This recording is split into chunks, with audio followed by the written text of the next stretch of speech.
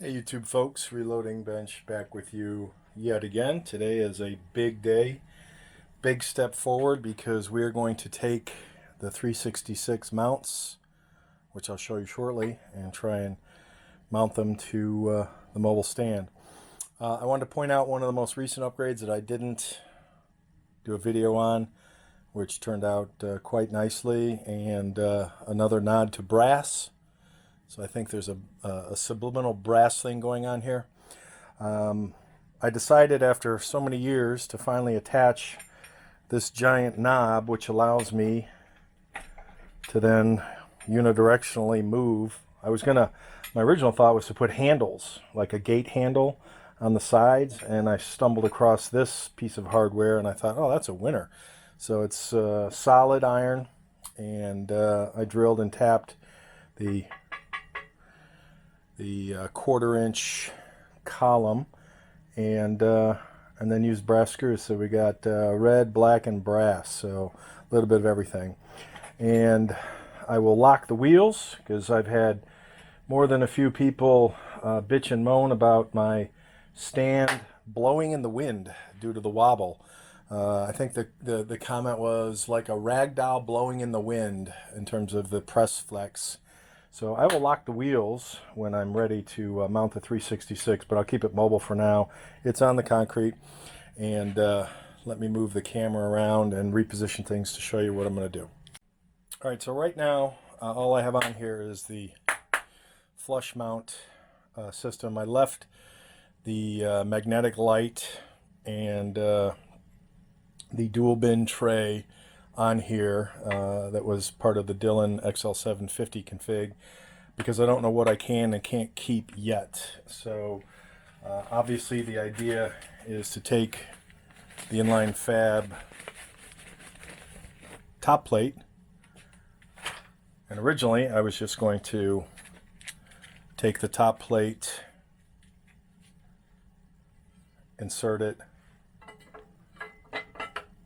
and then mount the 366 to that. And then I thought about the whole, what about in the back with the bin and the hulls being complete and blah blah blah. And that's when I picked up these risers.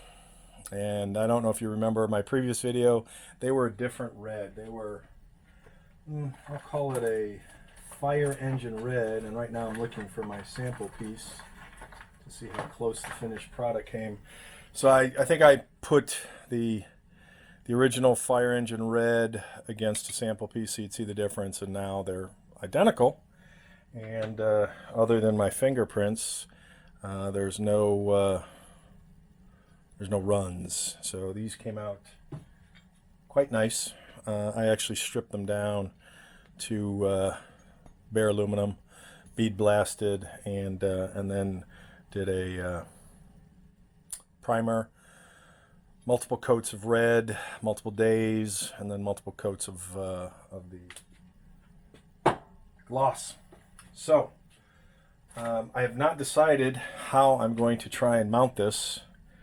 What I'm thinking about doing is maybe mounting first, and I'll probably do this off camera because I'll hit the camera and everything else.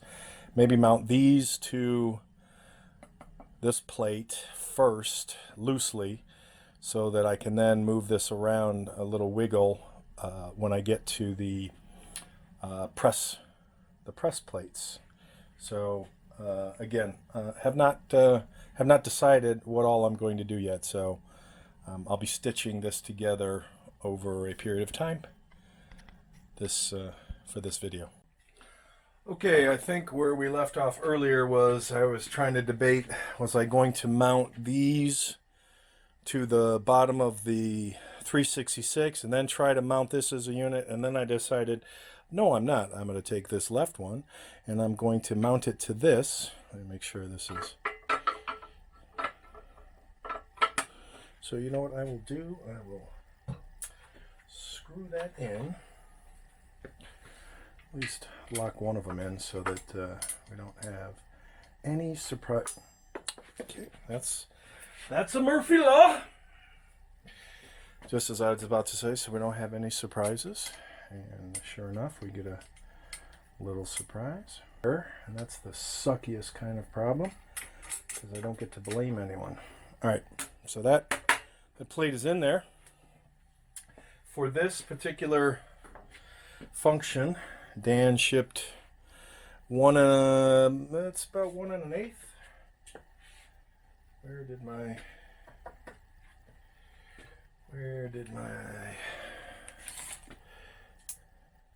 Probably technically 1 1/4, which is great, except it's a little bit too long for what I wanted.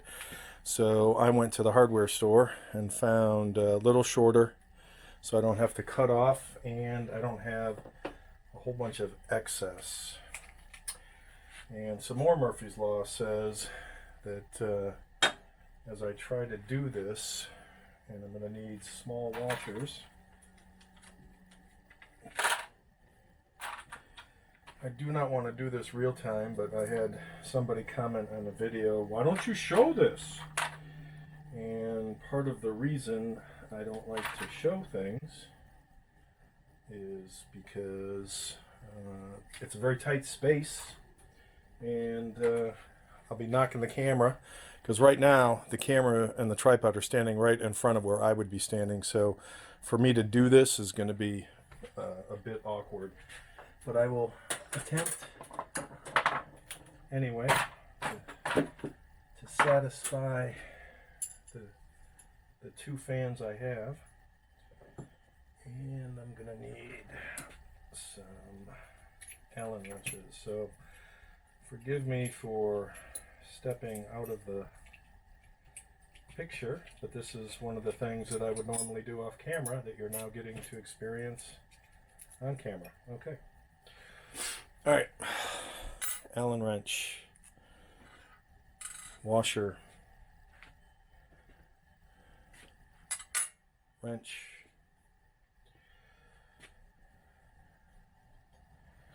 and I want to be careful so I don't mar up the finish on this, because it will mar up easy. It's paint that hasn't cured for very long.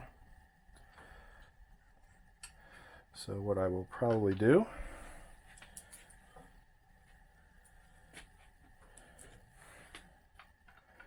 is leave that super loose. Yeah, but there's no way to leave that super loose.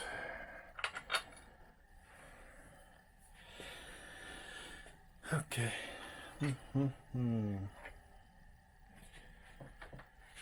So, let me do the other one. I'm going to need to take this plate off, so I am going to do that off camera because there's just no way to do this easily. So I'll be back.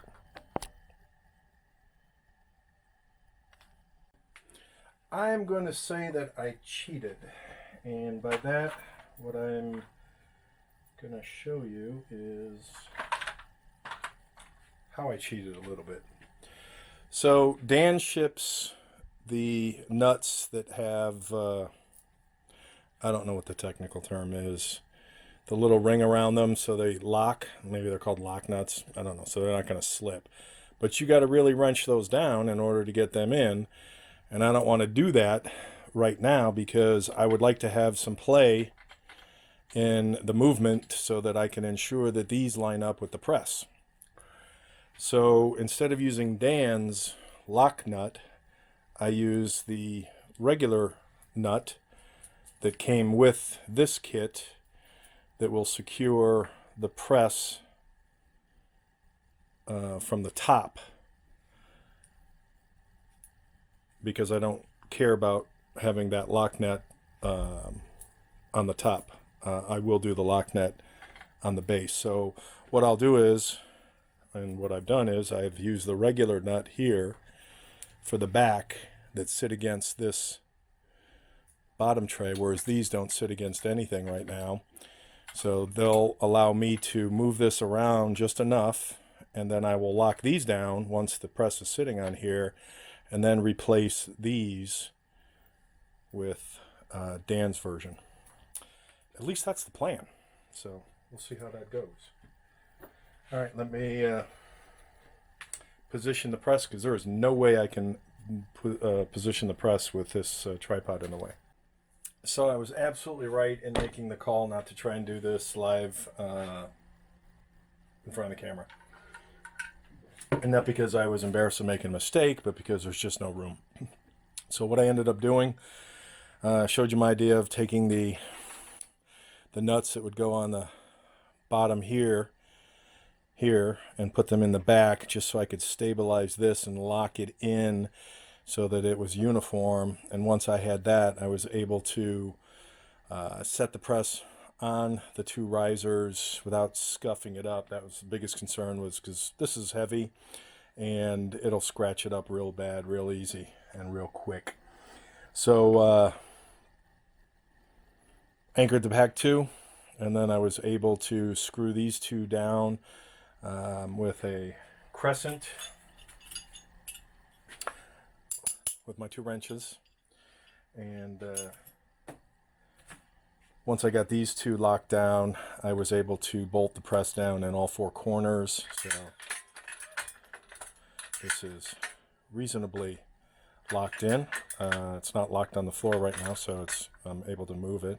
And as you can see, I don't have this locked down, so that's probably not a great idea. But I'm in preparation for taking this off, laying it down, and then getting at these two, because there's no way to get to these two while it's mounted. And again, that's going to be potentially too tight to fit. Maybe I'll set the camera up once I have this on the bench, so back in a minute.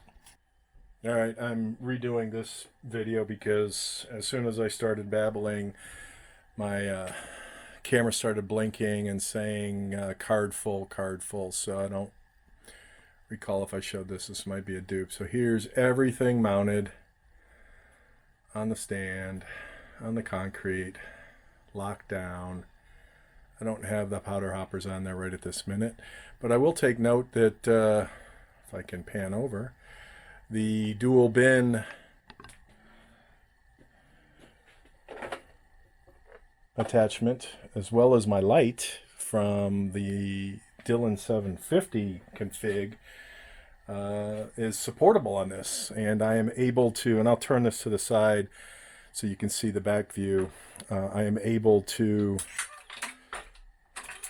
so there's nothing, none of this gets in the way, where it might have because of some of the size of this press had I mounted it directly to the plate, the inline fab plate, as opposed to going with these custom risers. And again, I love homemade stuff.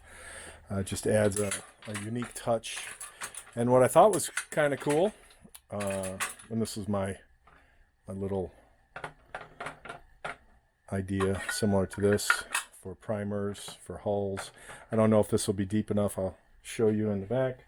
And I thought I would take an old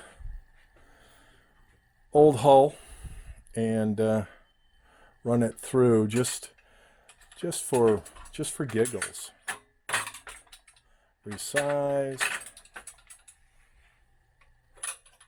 put it in, and you know what? I'll just for completeness sake, let's pop that primer in there.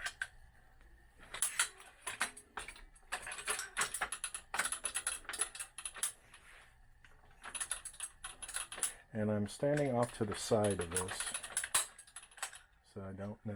Yeah, actually.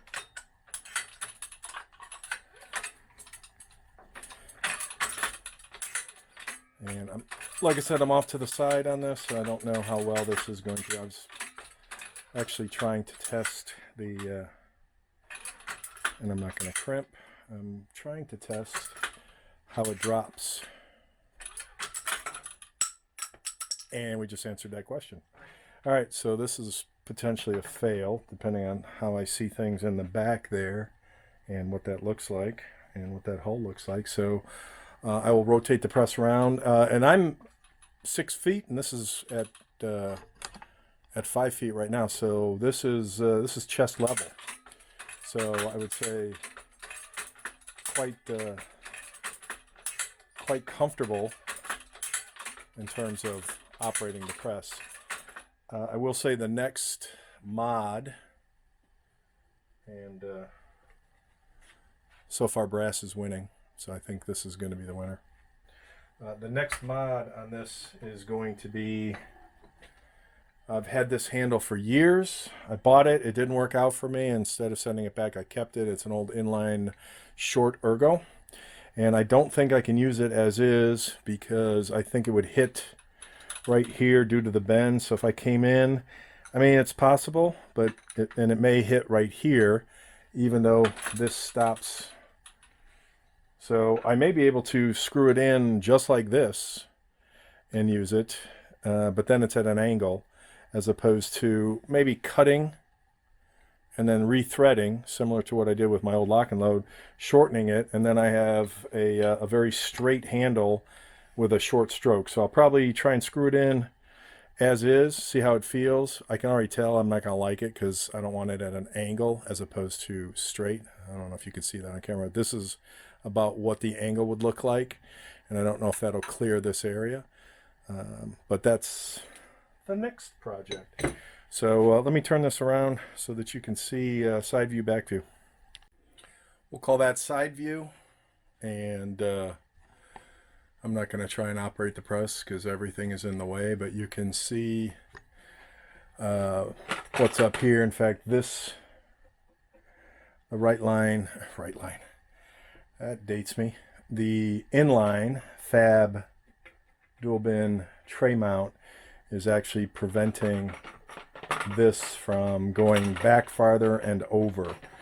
So I don't know what I'm going to do, because I think if I can rig something up that's semi-elegant, that may look decent, and it may work decent as well, form and functionality. In terms of this space in here, I'll probably do a Hornady sticker with wood. I don't know. Not sure what I'm going to do there, because I don't see how that would attach to anything. Might just be a Hornady sticker. Who knows? Let me turn around for the back view.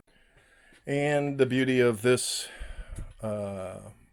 which you can't see because I'm out of frame, but the beauty of this dual bin that you can catch in the lower part of the frame is that I can move it out of the way, or I can just get rid of it and load without that. So I don't know what I'm going to do, honestly. But I'm not going to worry about it right now, because I'm quite happy with how this riser mount turned out. Because again, if this press was against here, all of this would be hitting right here anyway. So I think that was a key win. And the color match is pretty decent. I mean, when you look at different color components of the press, there's a difference, there's a variance. Same thing with the bins. We got a lot of black going on. We've got a Hornady down here, so maybe I'll put a Hornady label like this that came with the press right in here. Who knows? We'll figure something out. But this came out excellent. I'll turn around for one last look. All right, that is it in all its glory, with both powder and shot hoppers attached. Dual bin, light, tray, or at least not my janky tray, my janky no-go tray.